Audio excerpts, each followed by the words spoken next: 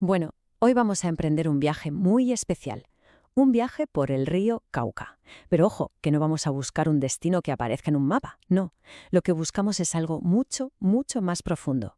La memoria de un lugar que se llama Anza. Y la pregunta es, ¿qué secretos puede guardar un río? Pues mirad, la travesía arranca con una imagen que es potentísima.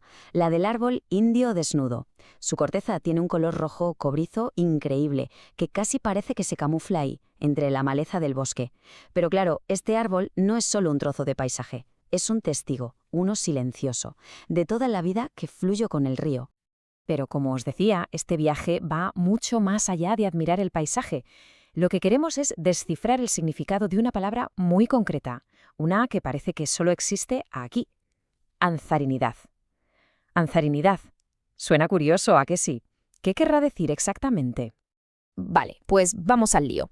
La primera pista para entender todo esto está, como no podía ser de otra manera, en el propio río.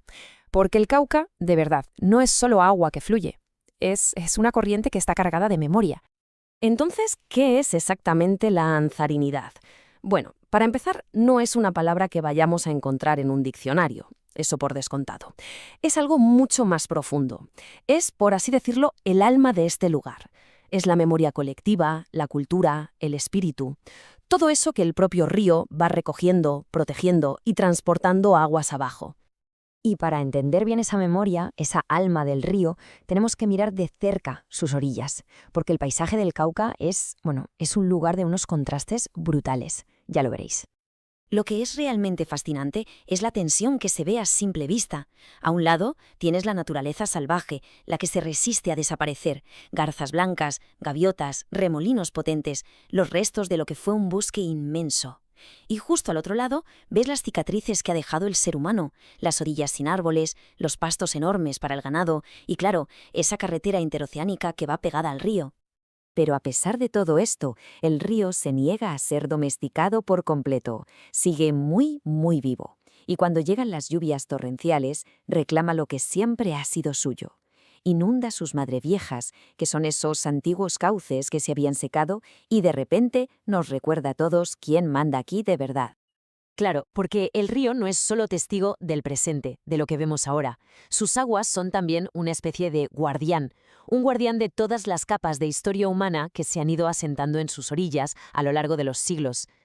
Es que aquí se ven todas esas capas de historia impresas en el paisaje. Es increíble.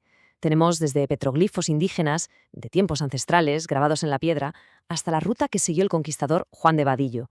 Y luego damos un salto enorme en el tiempo y nos encontramos con el fantasma de un ferrocarril que nunca llegó a ser, y encima de esas vías, la carretera moderna de hoy. Cada época, de verdad, ha dejado su huella junto al Cauca. Y de todas esas memorias que flotan en el ambiente, hay una que destaca, la del ferrocarrilito. Fue un proyecto enorme, que al final se quedó en nada, nunca se completó. Pero es curioso porque el eco de su silbato, el humo de aquella locomotora, la gente dice que todavía resuenan en el aire, como un fantasma de las ambiciones que se quedaron por el camino. Pero bueno, un río no es solo agua y paisaje, ¿verdad? Un río no es nada sin su gente. Así que vamos a ver ahora cómo son las vidas de las personas que están, inseparablemente unidas al Cauca. Hablamos de la gente que vive del río y con el río, literalmente. Están los barequeros, que son mineros ancestrales buscando oro en las playas con sus bateas. Los pescadores, que lanzan sus redes buscando doradas y bagres. Los navegantes, que se conocen cada remolino y cada corriente como la palma de su mano. Y, por supuesto, los campesinos, que cuidan sus cultivos de cacao y plátano en las riberas. Todos dependen de él. O sea que el río funciona como una arteria, es algo vital. Lejos de ser un obstáculo, una barrera, es más bien una autopista. Una autopista líquida que conecta pueblos, por la que viajan mercancías, ganado, y que es, al final, el camino de cada día para muchísima gente. Vale, hemos recorrido su paisaje, hemos visto las cicatrices y la belleza, hemos buceado en su historia y hemos conocido a su gente. Así que, con todo esto sobre la mesa, volvamos a la pregunta inicial. ¿Qué es, en definitiva, esa memoria que transporta el río? ¿Qué es la anzarinidad? Y aquí está la clave, el secreto de todo esto. La anzarinidad no nace directamente en el gran río Cauca, sino mucho antes, en los riachuelos que lo alimentan, en sus afluentes. Todo empieza en arroyos como el Niberengo, que pasa junto a esos petroglifos milenarios, recoge esa historia tallada en piedra y se la entrega como una ofrenda al Cauca.